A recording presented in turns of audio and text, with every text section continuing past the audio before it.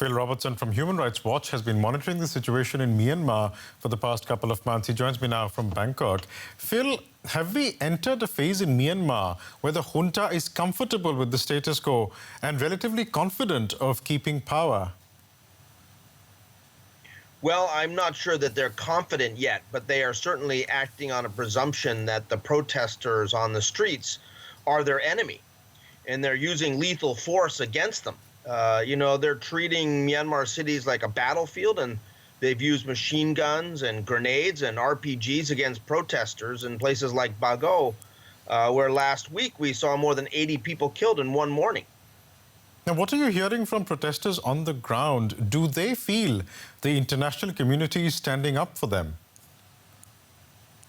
They are disappointed by the international community. They want to see more action.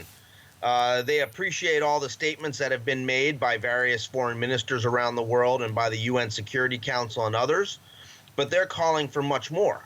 I think if they had their way, they would see an invocation by the UN Security Council of the responsibility to protect doctrine and some sort of deployment by the international community into Myanmar. But I don't think that's realistic, and I don't think that's really in anybody's plans, whether it be the US, EU, or elsewhere.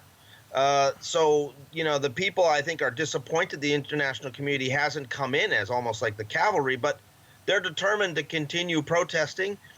They're angry at the military, and they are quite clear that they do not want this Myanmar military in any sort of future for Myanmar. And while we're talking, Phil, there are also reports that the EU may further sanction officials and companies connected to the junta. Now, these aren't going to be the first sanctions from the EU, but is this going to help change the situation in any way? Well, it's a substantive step forward. The European Union has, frankly, been a bit slow in imposing targeted economic sanctions.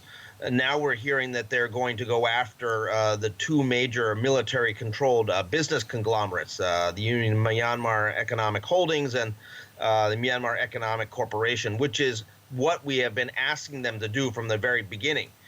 We have to go after the companies. We have to go after the cash flow to the Myanmar military junta.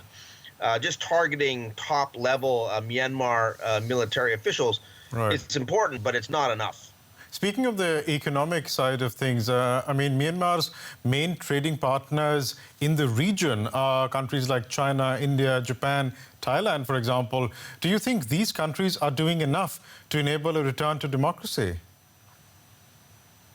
Quite clearly, the frontline states are not doing enough to actually pressure the Myanmar military junta to return to the barracks and to allow for the democracy that they have destroyed to be reconstituted.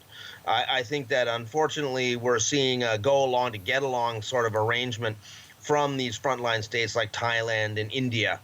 And there's hope that somehow there will be some action from the ASEAN, the Association of Southeast Asian Nations. Right. But we're not seeing that. We're just seeing a very divided regional body here that's not really prepared to go forward in unity to pressure the government in Myanmar.